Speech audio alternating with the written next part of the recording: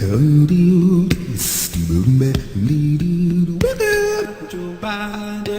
tarda se celebren al Centre Cultural L'Escorxador els 10 anys dels clubs de lectura en català Llegim i Parlem, una iniciativa dels Centres de Normalització Lingüística de Badalona i Sant Adrià i les biblioteques municipals. Ens acompanyen avui la Teresa Fernández i la Dolors Zamora. Molt bon dia. Hola. Gràcies per acompanyar-nos.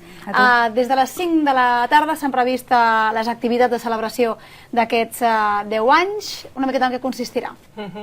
Doncs mira, hi haurà representants de les entitats amb què habitualment col·laborem, com ara Castellers de Badalona, que faran un taller de castells.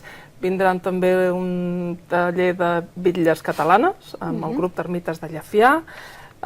Farem també unes partides simultànies d'escacs amb en Quinseriol. Farem també un taller de castells amb Castellers de Badalona, l'he dit?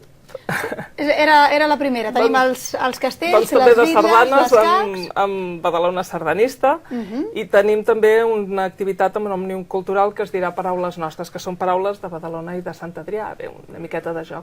Aquestes activitats seran de 5 a 7 aproximadament, i després l'acte pot ser més institucional. A les 6 i a l'espectacle. A les 6 fem un espectacle que és un contacontes relacionat amb l'any Ramon Llull, que es diu El llibre de les bèsties, i que durarà una horeta. I aquest és un espectacle que és específic per als clubs de lectura fàcil i per tots els seus assistents, però també és obert a tothom que vingui aquesta tarda, està clar. Molt bé, doncs aquesta tarda al Centre Cultural L'Escorxador, per celebrar aquests 10 anys dels clubs de lectura, uns clubs de lectura que van néixer per donar resposta a quina situació?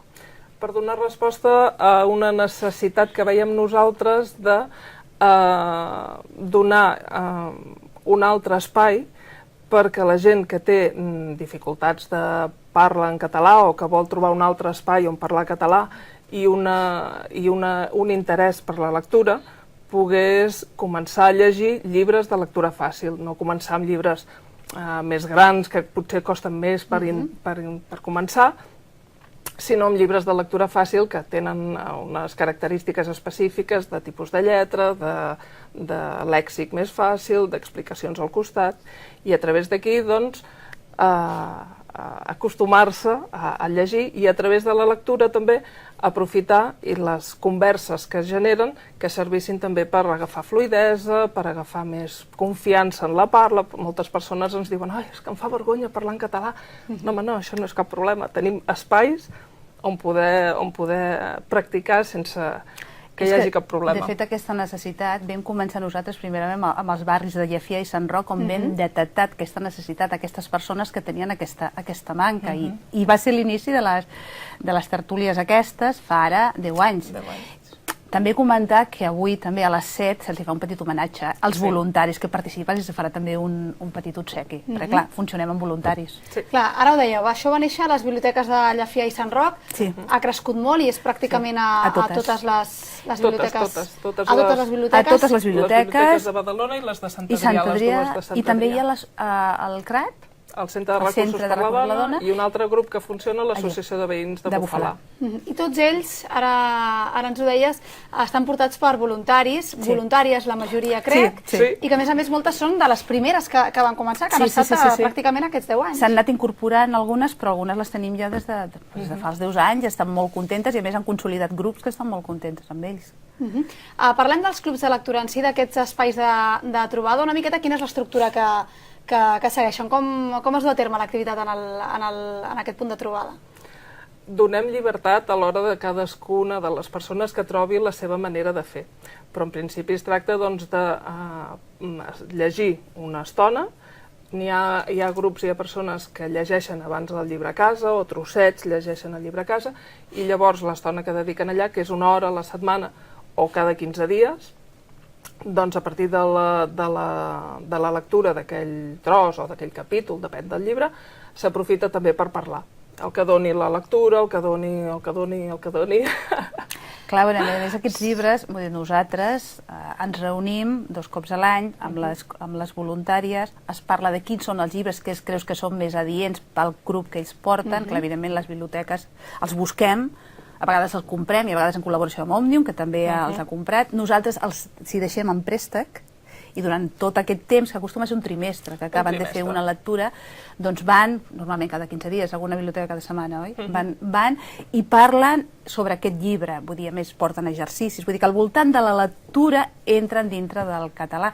Que una cosa que volia comentar, que no només són persones vingudes de fora, sinó que a vegades són persones catalanes de tota la vida que no tenen el costum de llegir en català i que han descobert el català a partir d'aquestes lectures. És veritat, ens ho heu explicat moltes vegades, que als clubs de lectura hi ha persones catalanes que no tenen l'hàbit de la lectura en català, persones d'altres espais del o castellanes que tampoc ho tenien i que volen entrar dintre d'aquí.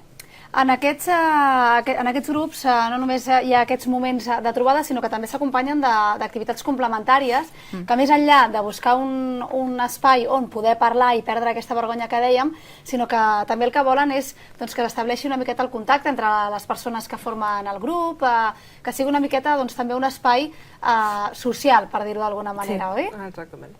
Ara no fa gaire es va fer la ruta literària sobre els silencis de Betúlia, amb el seu autor que els va acompanyar, les assistents que van voler fer la ruta.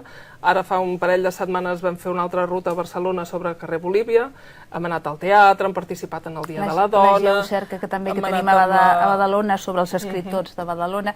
Evidentment, quan es fa qualsevol altre acte amb altres tertulianes també estan convidades i participen, vull dir que són un mes. Parlem d'aquests clubs perquè són clubs permanentment oberts, és a dir, que en qualsevol moment qualsevol persona que vulgui s'hi pot afegir i n'hi ha una quarantena, crec, ara en oferta.